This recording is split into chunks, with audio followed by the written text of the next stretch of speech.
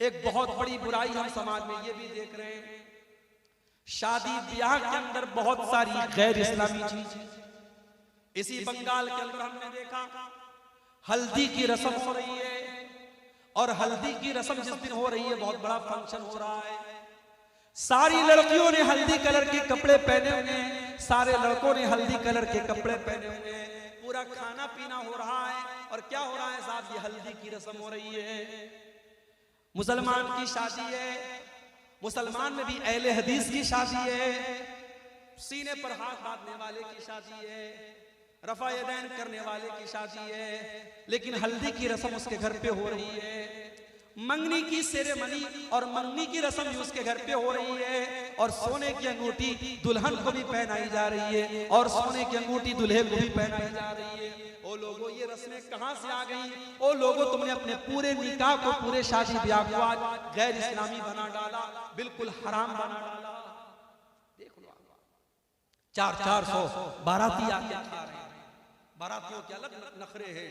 कहीं तो साहब बारात इस बात पर लौट जाती है कि बिरयानी में गोश्त नहीं मिला, इस बात पर बारात लौट गई। कहीं के ऐसा भी बाराती आए हैं, गरीब लड़की का बाप बैंक से लोन लेकर के 400 बारातियों को खाना खिला रहा है। और मुझे बताओ, कौन से इस्लाम की तालीम है, कौन से नबी की तालीम है, कौन से दीन की तालीम है? लड़की की शादी करने वाला बाप अपनी लड़की की शादी करने के लिए मजबूर है बैंक से लोन ले, उसे जहेज का इंतजाम। पक्के अहले हदीस इलाके की बात कर रहा हूं, वहां पर भी जहेज का लेन देन हो रहा है। मेरे नबी ने 4 बेटियों की शादी की, किसको जहेज दिया?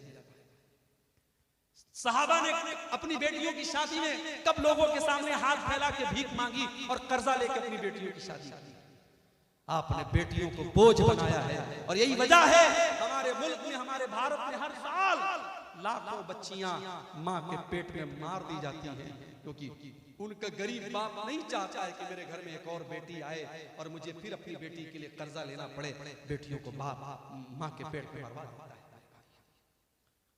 अपने शादी ब्याह के सिस्टम को आसान करो। समाज बहुत दूसरे तरीके पर जा रहा है। मैं कहीं कहीं जाता हूं, मुझसे नौजवान कहते हैं मौलवी साहब कोई नसीहत कर दीजिए, कोई कीमती बात बता दीजिए। मैं एक ही कीमती बात बताता हूं, शादी के काबिल हो गए हो शादी। उनके गार्जियन से कहता हूं, लड़कियों के बाप से कहता हूं, लड़के तो फिर भी कह देते हैं घर में मेरी शादी करा दो। लड़कियां बेचारी शर्माती वो नहीं कहती। लड़की 25 साल की होगी, 28 साल की होगी, 30 साल की होगी, तुम शादी नहीं करा रहे, क्यों नहीं करा रहे? अरे मौलवी साहब क्या बताएं, हमारे बराबर का रिश्ता नहीं मिलता। अपनी शर्तों को थोड़ा डाउन कर दो, अपनी शर्तों को थोड़ा कम कर दो, अपनी बच्चियों की, अपने बच्चों की सही टाइम पर नहीं कराओगे। होटल्स खुले हैं, जिना के अड्डे खुले हैं, और अभी रिपोर्ट आई है, एक होटल कंपनी है जो पूरे भारत में जिसके होटलों में जिनाकारी होती है, उस होटल की कंपनी का सर्वे आया है, पूरे भारत में उस होटल को सबसे ज्यादा हैदराबाद शहर में यूज किया जाता है, और हैदराबाद में भी सबसे ज्यादा मुस्लिम इलाकों में यूज हो रहा है। आज आपकी मुसलमान लड़कियां इस रास्ते पर जा रही हैं। कर्नाटक की हवेली से अभी एक न्यूज आई, 26 साल की मुसलमान लड़की 40 साल के गैर मुस्लिम रिक्शा ड्राइवर के साथ होटल के कमरे में पाई गई, बदकारी करते हुए पाई गई। ये हालात आपकी कौम के।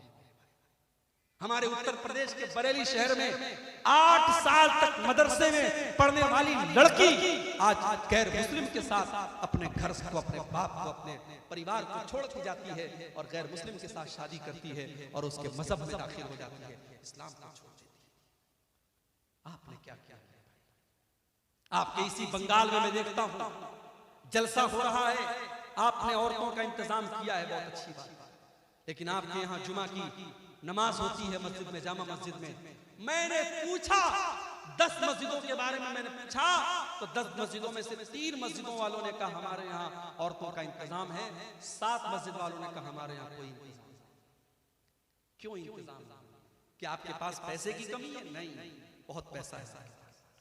आपकी शादियां बताती हैं बहुत पैसा है आपके पास, आपकी फजूल खर्ची बताती है बहुत पैसा है आपके पास, शादी ब्याह के मौके पर आपके लाखों के खर्च बताते बहुत पैसे हैं आपके पास।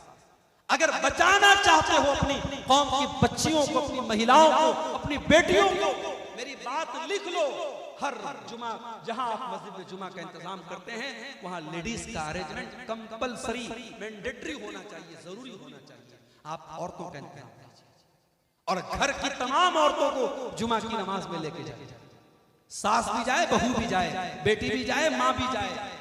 हमारे ये भी अजीब मसला है, 70 साल की बूढ़ी माँ घर से निकलती है तो चादर में, नकाब में, बुर्के में निकलती है, उसकी आंख भी नजर नहीं आती। और 18 साल की छोकरी निकल रही है, बाल खुले हुए हैं, लिपस्टिक लगा के, मेकअप करके, तमाम सर से पैर तक पूरी सज के संवर के निकल रही है। माँ को पर्दे की, शरीयत ने पर्दे की छूट दी है। 60 साल की औरत हो जाए, शरीयत ने कहा अगर वो पर्दा उतना ना भी करे तो चलेगा। जिसको पर्दा करना चाहिए वो बेपर्दा घूम रही है, और 60 साल वाली जो बूढ़ी अम्मा है वो बेचारी पर्दा कर रही है। मेरे भाइयों, हमें समाज को बदलना पड़ेगा। हमें समझना पड़ेगा कि समाज आज दूषित हो रहा है, समाज आज गंदा हो रहा है, और इस समाज को बचाने की जिम्मेदारी हम सब। अगर बीवी अगर बेपर्दा घूम रही है, शौहर कहां मर गया? अगर बेटी बेपर्दा घूम रही है, बाप कहां मर गया? अगर बहन बेपर्दा घूम रही है, भाई कहां मर गया? मैं बताऊं कहां मर गया? वो भाई खुद बाजार में नजरों का जिना कर रहा है, वो बाप खुद मार्केट में बैठ के बीड़ी का धुआं उड़ा रहा है, और वो शौहर खुद अपनी बीवी को लेकर के नुमाइश करा रहा है उसके हुस्न की। मेरे भाइयों, आपको गैरतमंद बनना पड़ेगा, आपको हया करना पड़ेगा। अल्लाह के नबी फरमाते हैं, सलासतुल्ला यंजुरुल्लाहु अज़्ज़ा व जल्ला इलैहिम यौमल क़ियामा। 3 लोग ऐसे होंगे क़यामत के दिन जिनकी तरफ अल्लाह ताला देखेगा भी नहीं, बात भी नहीं करेगा, पाक और साफ भी नहीं करेगा। नंबर 1, अल-आक़ु लिवालिदैहि, अपने माँ बाप को सताने वाला, अपने माँ बाप को दुख देने वाला, अपने माँ बाप को तकलीफ देने वाला। मगर यहां पे रुक जाइए, अगर माँ बाप को कोई सही बात पर आप दुख दे रहे हैं, मतलब बिला वजह माँ बाप आपसे नाराज है, शादी हो गई, अब सास ये तय कर रही है कि औरत को कब मायके जाना है, कब नहीं जाना है। ये कौन सा उसूल है मेरे भाई? ये कौन सा उसूल है?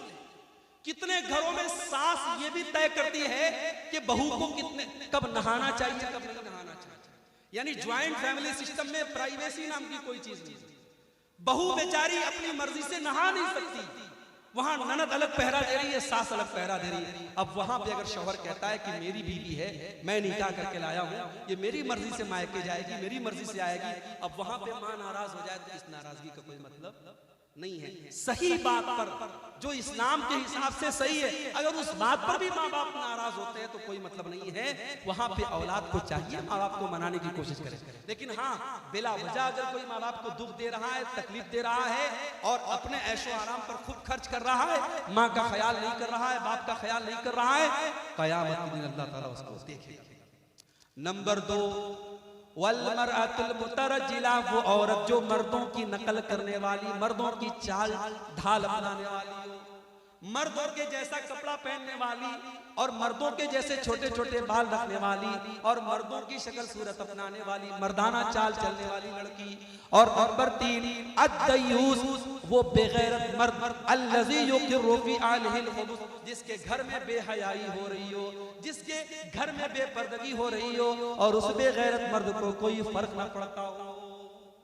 तो मर्द अगर बेगैरत है तो सिर्फ औरत जिम्मेदार नहीं है, मर्द भी जिम्मेदार है। मेरे प्यारे साथियों, आज हमारी शादी ब्याह में क्या वीडियो रिकॉर्डिंग हो रही है, दुल्हन के कमरे में कैमरामैन आता है और दुल्हन के हर पोज को वो रिकॉर्ड कर रहा है, हर एंगल से वो रिकॉर्ड कर रहा है। दुल्हन की सहेलियां और घर की जवान लड़कियां दुल्हन के आसपास बैठी हैं, और ये वीडियो कैमरा वाला बेचारा वीडियो रिकॉर्डिंग कर रहा है। और ये इस शादी में मौलवी साहब निकाह पढ़ा के दुआ करते, अल्लाह ताला इस निकाह में बरकत दे। कहां से बरकत आए? जिस निकाह में आपने मौलवी से निकाह पढ़वाने के अलावा कोई काम इस्लाम के मुताबिक नहीं किया, उस निकाह में बरकत कहां से आएगी मेरे भाई? जिस निकाह की बुनियाद बेहयाई पर है, जिस निकाह की बुनियाद हराम कामों पर है, उस निकाह में बरकत कहां से आएगी? नतीजा ये है, शादी कम हो रही है, तलाक ज्यादा हो रहा है, शादी कम हो रही है, घर टूट ज्यादा रहे हैं, क्योंकि बरकत खत्म हो रही है। रिश्ता देखने आप जाते हैं, अच्छी अच्छी लड़कियां, दीनदार लड़कियां, आप रिश्ता देख के आते हैं तो माँ आकर के क्या कहती है? रिश्ता तो बहुत अच्छा था, लड़की का कलर थोड़ा सा डाउन था, थोड़ा सांवली थी। अरे अल्लाह की बंदी, ये कोई सांवली है, कोई गोरी है, कोई काली है, ये रंग किसने बनाया? अल्लाह ने बनाया। इस पे इंसान का तो इख्तियार नहीं है। किसी की 3 बेटियां हैं, 2 बेटियां बड़ी गोरी चट्टी हैं, एक बेटी का रंग थोड़ा सा सांवला है, तो क्या उस सांवली लड़की बेचारी उसको रिजेक्ट कर दिया जाए? बेचारी पढ़ी लिखी है, दीनदार है, नमाजी है, सिर्फ रंग डाउन होने की वजह से उसको रिजेक्ट कर दिया जाए? कौन सा इंसाफ है? हमें अपनी सोच को बदलना पड़ेगा। उन गरीब बच्चियों को आज दीनदारी के बावजूद रिजेक्ट किया जाता है। नतीजा ये निकलता है जब समय सीमा पार हो जाती है, वो लड़कियां गलत रास्ते उठाती हैं। आज समाज में आप ये मंजर भी देखिए, कोई लड़की, कोई औरत बेवा हो गई, उसके शौहर का एक्सीडेंट में इंतकाल हो गया, 1 साल का बच्चा है, बेवा हो गया।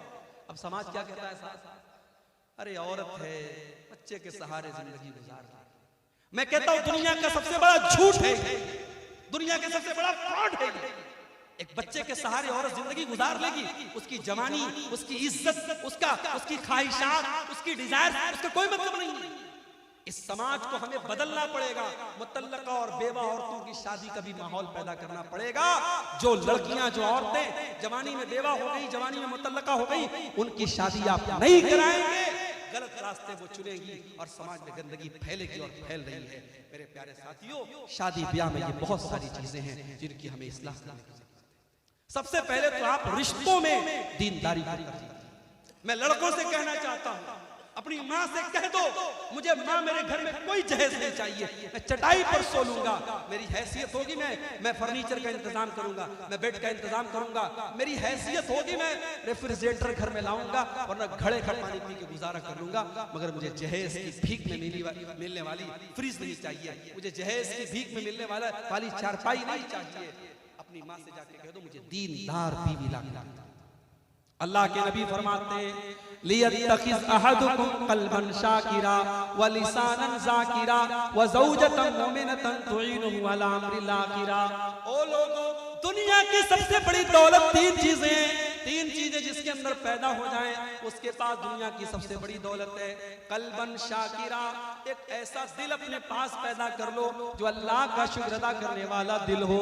व लिसानन ज़ाकिरा, और ऐसी जुबान अपने पास पैदा कर लो जो जुबान अल्लाह का जिक्र करने वाली हो। व ज़ौजतन मुमिनतन, और ऐसी ईमान वाली बीवी अपने घर में लेके आ जाओ, तो इनुहु अला अम्रिल आखिरा, जो आखिरत के कामों में आपकी मदद करे। दीनदार बीवी मेरे भाई आपके घर में आएगी, आपके घर को जन्नत बना देगी। दीनदार रिश्तों में दीनदारी को तरजीह दो।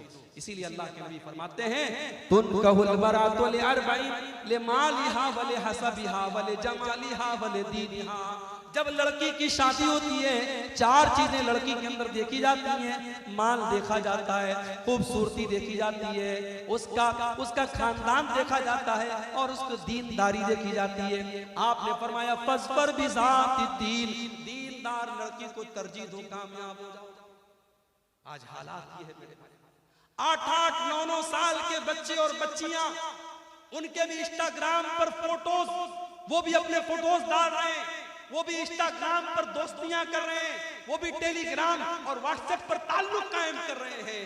जो बच्चे अभी ढंग से बालिग नहीं हुए, जो बच्चियां ढंग से बालिग नहीं हुई, उनको भी गर्लफ्रेंड और बॉयफ्रेंड का कल्चर उनके समाज में फैलाया जा रहा है। और हालात ये है, अभी दिल्ली की न्यूज आज मैंने मोबाइल पर पढ़ी, दिल्ली में 8 साल से लिव इन रिलेशनशिप में रहने वाला, लिव इन रिलेशनशिप का मतलब बगैर शादी के मर्द और औरत साथ में रह रहे हैं, लिव इन रिलेशनशिप में रहने वाला अपनी उसी औरत की 14 साल की लड़की के साथ रेप करता है और फिर पुलिस उसको अरेस्ट करती है।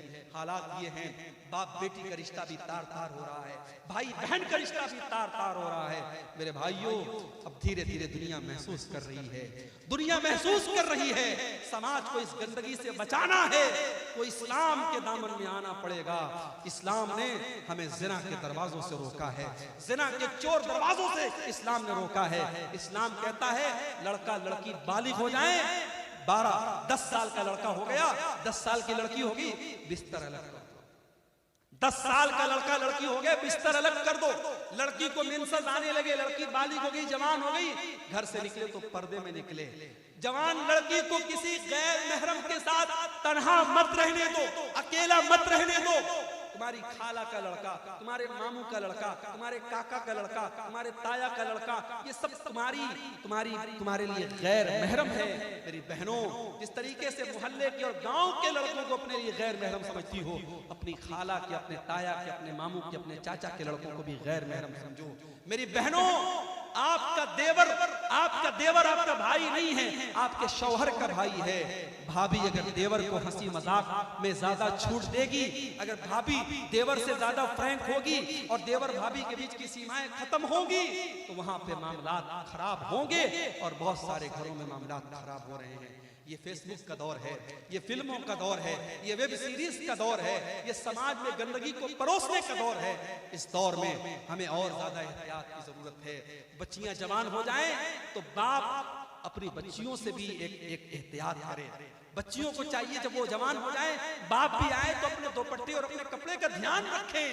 शैतान कब किसके दिमाग को कहां फेर दे, कब किसकी नजरें खराब हो जाए, शैतान कब किस हमारे रगों में, हमारे बदन में खून की तरह शैतान दौड़ रहा है। और फितनों के इस दौर में कब किस रिश्ते में नापाकी आ जाए, मेरे भाइयों, गारंटी नहीं है। इसलिए बड़ी एहतियात की जरूरत है और महरम गैर महरम का फर्क अपने जवान होते बच्चों को बताने की जरूरत है। और आगे बढ़िए, एक दो चीजें और बयान करके बाद खत्म कर रहा हूं। हमारे समाज में अगर इस्लाह करनी है समाज की, एक और चीज हम देख रहे हैं, हमारे नौजवानों का बिगाड़। हमारे नौजवानों के अंदर पाई जाने वाली मुख्तलिफ बुराइयां। हमारा नौजवान आज नशे में मुब्तला है। हमारा नौजवान आज रातों में 2-2, 3-3 बजे तक नाजायज बातचीत में लगा हुआ है। हमारा नौजवान आज गुंडागर्दी और क्राइम के कामों में लग रहा है। मेरे नौजवान साथियों, इस उम्मत का कैपिटल आप हैं, इस उम्मत का सरमाया आप हैं, इस उम्मत की उम्मीद आप हैं। अगर आपने अपनी रातों को बर्बाद किया, अगर आपने अपने जिस्म को नशे से बर्बाद किया, अगर आपने गलत और गंदी आदतों के जरिए अपनी जवानी को बर्बाद किया, कल आप न एक अच्छे शौहर बन सकते हैं, न एक अच्छे बाप बन सकते हैं, न एक अच्छे बेटे बन सकते हैं, न समाज के अच्छे इंसान बन सकते हैं। इस समाज को आप कुछ देने के लिए आए हैं।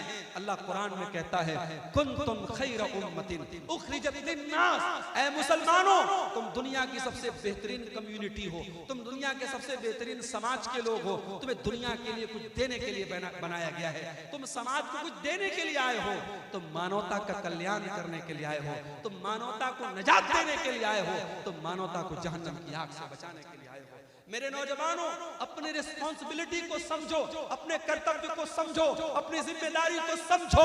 जवानी के एक मिनट का हिसाब अल्लाह ताला कल क़यामत के दिन लेगा। मेरी नौजवान बहनों, आपसे भी कहता हूँ, मेरे नौजवान भाइयों, आपसे भी कहता हूँ, अपनी जवानी को गनीमत जानो। जवानी में जितना आप सजदा कर लेंगे, जितनी नमाज पढ़ लेंगे, जितना अल्लाह को राजी कर लेंगे, कल 50-60 साल के होने के बाद आप नहीं कर पाएंगे। बहुत सारी हसरतें लेके दुनिया से जाना पड़ेगा। मेरे भाइयों, मेरी माँ के इंतकाल को अभी 3 साल हो रहे हैं। 2020 में मेरी माँ का इंतकाल हुआ। माँ का सपना था हज करने का। लॉकडाउन के पहले माँ के हज का फॉर्म भरा।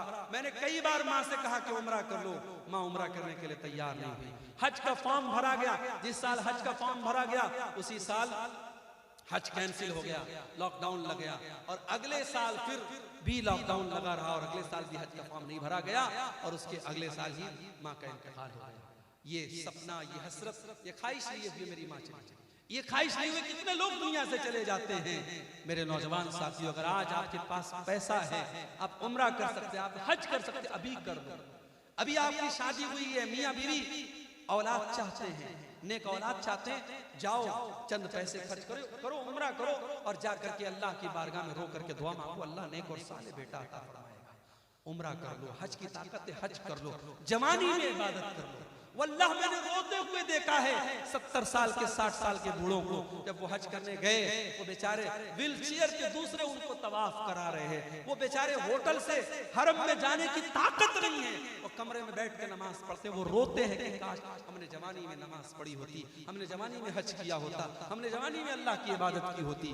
अल्लाह के प्यारे नबी फरमाते हैं, इग़तनिम खम्सन क़ब्ल खम्सिन, 5 चीजों की कदर करो 5 चीजों के आने से पहले। शबाबक क़ब्ल हरमिक, अपनी जवानी की कदर करो बुढ़ापे के आने से पहले। वह सेहतक क़ब्ल सक़मिक, अपनी तंदुरुस्ती की कदर करो बीमारी के आने से पहले।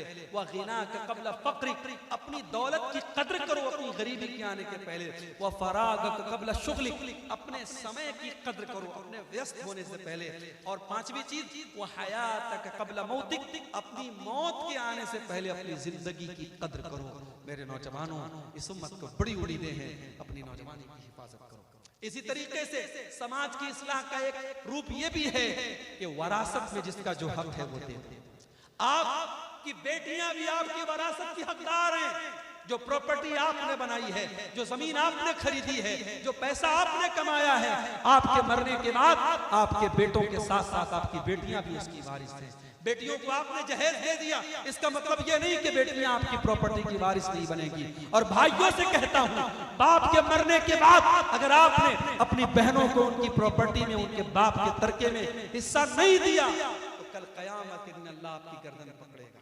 कल कयामत के दिन अल्लाह क्या आपकी गर्दन पकड़ी जाएगी। अल्लाह ने वरासत का मसला जब बयान किया तो कुरान में क्या फरमाया, वतिल्का हुदूदुल्लाह। मेरे बंदो, ये वरासत के जो कानून बयान किए जा रहे हैं ये अल्लाह का बनाया हुआ कानून है। वमन युतिइल्लाह व रसूलहु युदखिलहु जन्नातिन तजरी मिन ताहतिहल अनहार। जो अल्लाह की इताअत करेगा, जो रसूल की इताअत करेगा, अल्लाह उसे जन्नत में दाखिल करेगा और वो जन्नत में हमेशा हमेशा रहेगा। वज़ालिकल फौज़ुल अज़ीम, और ये बहुत बड़ी कामयाबी है। वमन यासिल्लाह व रसूलहु व यतअद्दा हुदूदहु युदखिलहु नारन खालिदन फीहा। और जो अल्लाह की नाफरमानी करेगा, जो रसूल की नाफरमानी करेगा और जो अल्लाह के कानून को तोड़ेगा, उसको अल्लाह जहन्नम की आग में डालेगा और वो जहन्नम की आग में हमेशा रहेगा। वरासत के सिलसिले में अगर आपने अल्लाह का कानून तोड़ा है, अल्लाह जहन्नम की वईद सुना रहा है। मेरे भाइयों, वरासत को सही तरीके से जो हकदार है उनको दे दो। अल्लाह के नबी फरमाते हैं, ला तुअद्दुन्नल हुकूक इला अहलिहा, ओ लोगों तुम लोगों का हक उनको दे दो वरना कयामत के दिन तुम्हें देना पड़ेगा। हत्ता युकाद लिशातिल जलहाई मिन शातिल करना, कयामत के दिन सींग वाली बकरी से भी किसास लिया जाएगा अगर उसने बगैर सींग वाली बकरी के ऊपर जुल्म किया है। तो वरासत को सही तरीके से बांटो। और आखिरी चीज बयान करके मेरे भाइयों बात खत्म कर रहा हूं। इसी कलियाचक के इलाके में एक साहब बताने लगे कि हमारे यहाँ जब जलसा होता है तो हर साल ब्रदर फला को बुलाया जाता है। उलमा को नहीं बुलाते, ब्रदर्स को बुलाते हैं। क्यों? ब्रदर्स की फैन फॉलोइंग ज्यादा है। फला ब्रदर साहब हैं, वो फेसबुक के ऊपर लाइव क्वेश्चन आंसर करते हैं, लोगों के सवाल का लाइव जवाब देते हैं। इतना लाइव तो उलमा भी जवाब नहीं देते।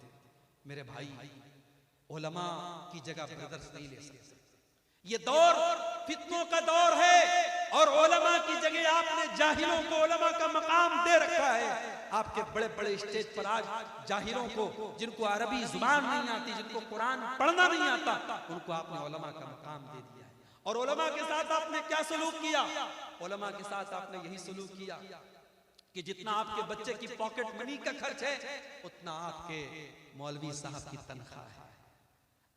आपके बेंगलोर में सड़क पर सफाई करने वाला और झाड़ू देने वाला, वो भंगी, वो सफाई कर्मचारी, उसकी सैलरी आज 18,000 है तो वो लोग स्ट्राइक कर रहे हैं कि हमारी सैलरी 30 से 35,000 की जाए। और यहाँ हमारे मस्जिद में 5 टाइम की नमाज पढ़ाने वाला और जुमा का खुतबा देने वाला हमारा इमाम, हमारा खतीब, उसकी तनख्वाह 5,000, 6,000, बड़ी मुश्किल से, कहीं बड़े दिल दरिया वाले लोग हैं तो 10,000। ये हमने अपने उलमा के साथ ही सलूक किया है। हमारे उलमा के लिए हमारी मस्जिदों में इतनी छोटी सी कोठरी बनाई जाती है कि आलिम साहब अकेले रहे, परिवार के साथ न रहने पाए। आलिम साहब का परिवार कहाँ रहता है? बिहार में, झारखंड में। आलिम साहब महीने में एक बार अपनी बीवी के पास, बच्चों के पास जाते हैं। मेरे भाइयों, आपको अपने बच्चों के साथ और परिवार के साथ रहने का अधिकार है, तो उस इमाम साहब को, उस आलिम साहब को क्यों नहीं है? उनके बच्चे अपने बाप के जीते जी यतीम क्यों बने हैं? उनकी बीवी अपने शौहर के जीते जी बेवा क्यों बनी है? इसका हिसाब भी हमें क़यामत के दिन अल्लाह की बारगाह में देना पड़ेगा। अपने उलमा का ख्याल रखो मेरे भाई, अपने उलमा की जरूरतों का ख्याल रखो। उनको इतनी तनख्वाह कम से कम दो, वो इज्जत की दाल रोटी कमा सके, वो इज्जत के साथ दुनिया में जिंदगी गुजार सके। और जो काम आलिम का है वो आलिम से कराओ, वो मकाम किसी गैर आलिम को मत दो। अल्लाह के प्यारे नबी फरमाते हैं कि क़यामत के पहले वो दौर आएगा, अल्लाह ताला दुनिया से उलमा को उठा लेगा। हत्ता इज़ा लम युबक़ि आलिमन, यहाँ तक कि जब सारे उलमा खत्म हो जाएंगे, इत्तख़ज़न नास रुऊसन जुहाला, लोग जाहिलों को अपना मुफ्ती बना लेंगे। फसुइलू फअफ्तौ बिग़ैरि इल्मिन, और जाहिलों से लोग फतवा पूछेंगे और वो खूब फतवा देंगे। आपके बंगाल में जाहिल मुफ्तियों की बड़ी भरमार है, जिसके YouTube पर 1 लाख सब्सक्राइबर हो गए, बहुत बड़ा अल्लामा बन गया साहब। उसके सब्सक्राइबर की तादाद और YouTube चैनल पर उसको लाइक करने वालों के, उसके फॉलोवर्स की तादाद के हिसाब से ये तय किया जाता है कि वो कितना बड़ा अल्लामा है। नहीं मेरे भाई, ये जरूरी नहीं है कि YouTube पर फॉलोवर्स और व्यूअर्स की तादाद के हिसाब से। मैं YouTube चैनल वाले मौजूद हैं, मैं बड़े साफ अल्फाज में कहता हूँ, इनका काम सिर्फ अपनी व्यूअरशिप बढ़ाना है। ये व्यूअरशिप बढ़ाने के लिए कितने YouTube चैनल वालों को मैं जानता हूँ, मेरी तकरीर के ऊपर बोर्ड थंबनेल लगाते हैं, वल्लाह मुझे देख के शर्म आती है। मुझे डेली लोग व्हाट्सएप पर भेजते हैं, मौलाना आपकी तकरीर पर देखिए ये थंबनेल लगाया। अभी राम मंदिर का मसला चल रहा है, मैंने किसी तकरीर में एक लफ्ज़ ही राम मंदिर पर नहीं बोला है, लेकिन राम मंदिर पर अब्दुल गफ्फार साहब भड़के, मौलाना अब्दुल गफ्फार साहब ने ये बोला वो बोला। कितने चैनल वालों ने फर्जी, ऑडियो में कुछ है, तकरीर कुछ है, थंबनेल पे उन्होंने राम मंदिर लगाया है। और सब जानते हैं कि मैं उत्तर प्रदेश का रहने वाला हूँ, मैं एक मदरसे में टीचर हूँ, सारे मसले लोगों को पता है, फिर भी ये चैनल वाले बाज नहीं आते हैं। मेरे भाइयों, ऐसे दौर में हमें और आपको और होशियार रहने की जरूरत है। कुरान के लटकाने से बरकत नहीं मिलती है, कुरान के पढ़ने से बरकत मिलती है। अल्लाह के नबी ने ये नहीं फरमाया कि आप अपने घर में सूरह बकरा को लटका लो, उसको घर में फ्रेम करके लगा दो, घर में शैतान भाग जाएगा। अल्लाह के नबी ने फरमाया जिस घर में सूरह बकरा पढ़ी जाती है उस घर में शैतान नहीं आता। तो मेरे भाई, 2 घंटा तकरीर अगर आप सुनते हैं तो उस तकरीर का कुछ असर भी लेकर के जाइए। सिर्फ एक कान से सुन करके दूसरे कान से हमें उड़ाना नहीं है। दुआ कीजिए अल्लाह हम सबको अमल करने की तौफीक अता फरमाए। बहुत अच्छा प्रोग्राम चल रहा है मस्जिद की तामीर के लिए, और मस्जिद के लिए ये जलसा हो रहा है। मैं उम्मीद करता हूं कि आपको कहने की जरूरत नहीं पड़ेगी। मेरी माएँ बहनें भी बैठी हैं, मेरे भाई हजरात भी बैठे हैं।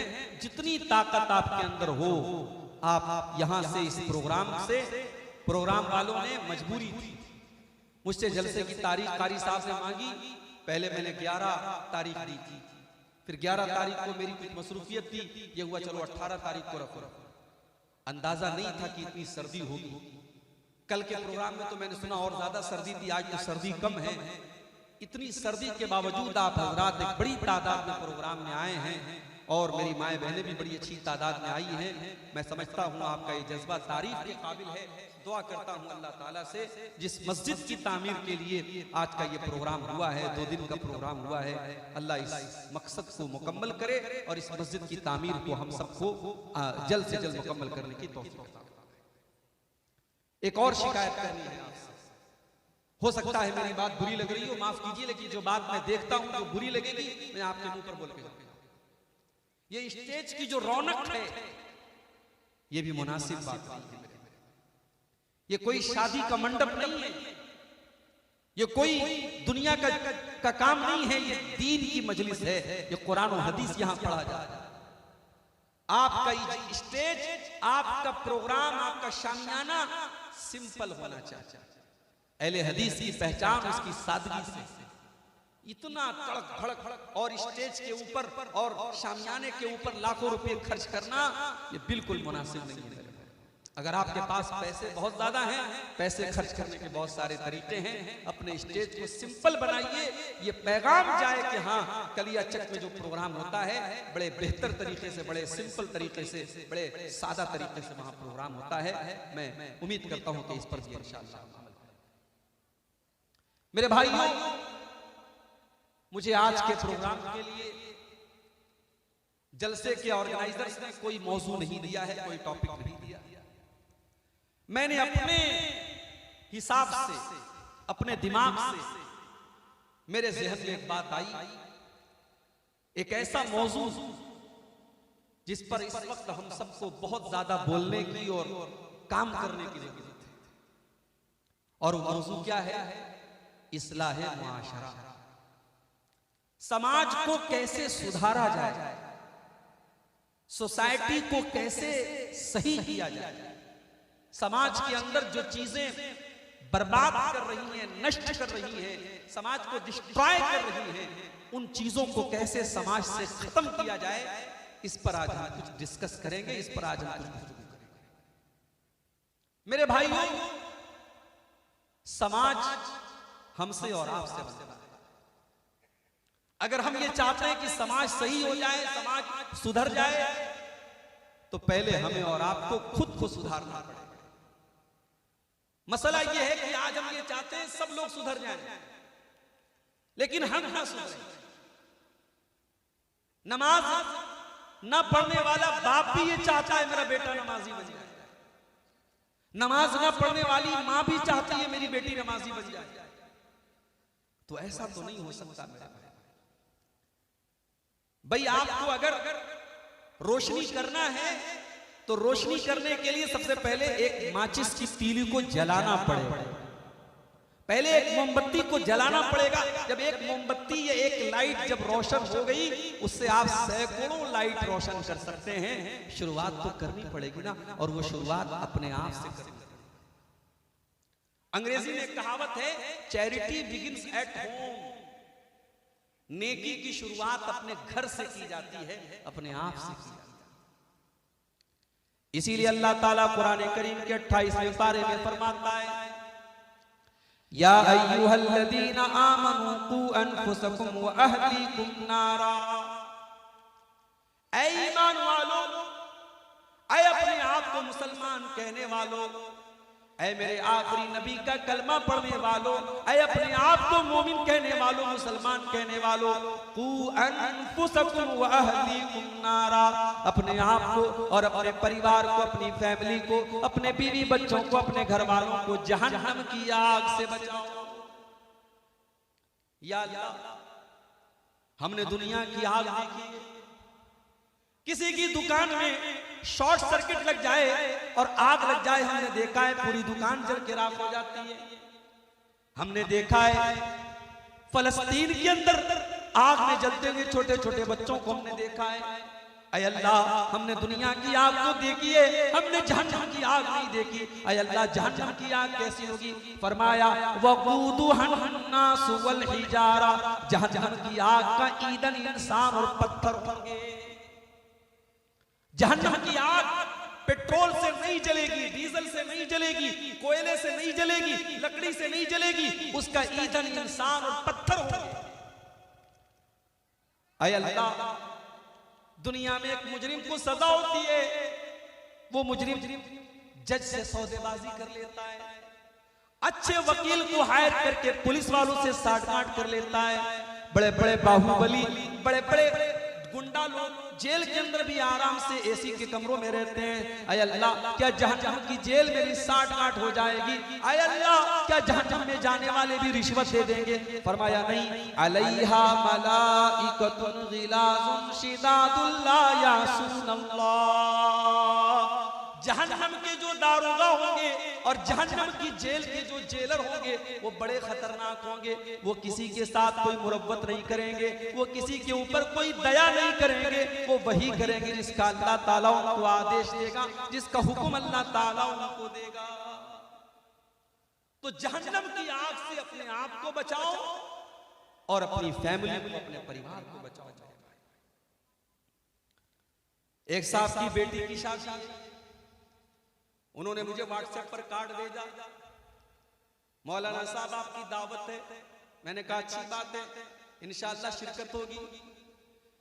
फिर उन्होंने दूसरा मैसेज किया, मौलाना साहब आपकी फैमिली की भी दावत है, आपको पूरे परिवार के साथ हम दावत दे रहे हैं। मैंने कहा अच्छी बात है, पूरे परिवार को लेकर के आएंगे। बच्चों से कहा, बच्चे खुश हो गए, चलो साथ में चलेंगे। मेरे भाइयों, हम किसी अच्छी जगह जाते हैं तो परिवार को लेकर के जाते हैं। हम कोई अच्छी चीज खाते हैं तो परिवार को साथ में शामिल करके खाते हैं। हम अपने परिवार से मोहब्बत करते हैं। अल्लाह कुरान में कह रहा है, कू अनफुसकुम व अहलीकुम नारा। ऐ ईमान वालों, जिस परिवार से तुम इतनी मोहब्बत करते देते हो, जिस परिवार को तुम शादी में साथ में लेके जाते हो, घूमने फिरने साथ में लेके जाते हो, शॉपिंग करने साथ में लेके जाते हो, जिस परिवार के लिए तुम दिन रात कुर्बानी देते हो, कू अनफुसकुम व अहलीकुम नारा, ऐ ईमान वालों अपने आप को और अपने परिवार को जहन्नम की आग से बचाओ, जहन्नम की आग से बचाओ। मैं कहता हूं जहन्नम की आग तो बहुत बात की बात है। जहन्नम की आग के बारे में अल्लाह के नबी फरमाते हैं दुनिया की आग से 70 गुना ज्यादा खतरनाक। मैं कहता हूं जहन्नम की आग की बात तो भी बहुत बाद में, अगर हमको सिर्फ ये पता लग जाए हमारे घर में सिलेंडर फट गया, अल्लाह ना करे, अल्लाह ना करे हमको ये पता लग जाए कि हमारे घर के अंदर आग लग गई, बच्चा और बीवी खतरे में, हम अपनी जान को जोखिम में डाल करके अपने बीवी बच्चों को बचाएंगे। मेरे प्यारे साथियों, जिस परिवार से इतनी मोहब्बत करते हो, अल्लाह कुरान में कह रहा है कू अनफुसकुम व अहलीकुम नारा, ऐ ईमान वालों अपने आप को और अपने परिवार को जहन्नम की आग से बचाने की चिंता क्यों नहीं करते हो। समाज को सुधारना, पहले अपने आप को बचाओ, अपने परिवार को बचाओ। जब हर आदमी अपने आप को बचाएगा, अपने परिवार को बचाएगा, पूरे समाज की इस्लाह हो जाएगी, पूरा समाज सुधर जाएगा। अब्दुल्लाह बिन मसूद को देखो, रात में तहज्जुद की नमाज पढ़ रहे हैं और तहज्जुद की नमाज पढ़ते हुए वो कुरान का 15वां पारा पढ़ रहे हैं। सूरह कहफ की आयतें उनकी जुबान पर जा रही हैं। मुझे नहीं पता कलियाचक वालों और सुल्तानगंज वालों आप जुमा के दिन सूरह कहफ पढ़ते हो नहीं पढ़ते हो, लेकिन नहीं पढ़ते हो तो अल्लाह के वास्ते पढ़ा करो। मेरी माँ बहनों आपसे भी कहना चाहता हूँ, जुमा के दिन जितने भी काम हो, बहुत सारे काम हमारी माएँ बहनें पूरे हफ्ते में नहीं करती हैं, जुमा के दिन करती हैं। वॉशिंग मशीन लगा लेती हैं, पूरे हफ्ते का कपड़ा वो जुमा को धोती हैं। मैं मानता हूँ आपको जुमा के दिन ज्यादा काम होता है, मगर जुमा के दिन फजर की नमाज से लेकर के मगरिब की अजान के पहले पहले का जो टाइम है, इस टाइम के दौरान 15 मिनट का और 20 मिनट का टाइम निकाल लो और सूरह कहफ पढ़ लिया करो। अल्लाह के नबी फरमाते हैं जिसने जुमा के दिन सूरह कहफ पढ़ ली, अगले जुमा तक अल्लाह ताला उसको रोशनी अता फरमाएगा, उसको नूर अता फरमाएगा। और जब अल्लाह का नूर हमें मिल जाएगा तो एक हफ्ते तक हम उसकी बरकत को महसूस करेंगे। मेरे प्यारे साथियों, इसलिए जरूर 15 से 20 मिनट का टाइम लगता है, आप वक्त निकाल करके सूरह कहफ की तिलावत जरूर कर लिया करो। मेरी माए बहनें आप भी कर ले, मेरे भाइयों आप भी। कल जुमा का दिन है, आप ये काम जरूर करें। अब्दुल्लाह बिन मसूद तहज्जुद की नमाज पढ़ रहे हैं। तहज्जुद की नमाज के दौरान सूरह कहफ की तिलावत कर रहे हैं और सूरह कहफ पढ़ते हुए अब्दुल्लाह बिन मसूद कुरान की इस आयत के ऊपर पहुंचते हैं। अल्लाह फरमाता है कि जब हजरत मूसा और हजरत खजिर अलैहिस्सलाम, जब इन दोनों का गुजर एक गांव के पास से हुआ, जब ये दोनों एक गांव से गुजरने लगे, अल्लाह फरमाता है फ़अबौ अन युज़य्यिफ़ूहुमा फ़वजदा फ़ीहा जिदारन युरीदु अन यनक़ज़ फ़अक़ामा। जब हजरत मूसा और हजरत खजिर उस गांव में गए तो इन्होंने खाना मांगा, भूखे थे, प्यासे थे, इन्होंने खाना मांगा। गांव वाले बड़े कंजूस मक्खी चूसते, उन्होंने खाना देने से इनकार कर दिया। गांव वाले बखील थे, कंजूस थे, उन्होंने उस दौर के 2 नबियों को खाना नहीं खिलाया। हजरत मूसा को बड़ा गुस्सा आया, ये दोनों थके हारे थे, एक जगह बैठ गए। हजरत मूसा ने देखा, हजरत खजिर ने देखा कि एक मकान की दीवार टेढ़ी और गिरने वाली है।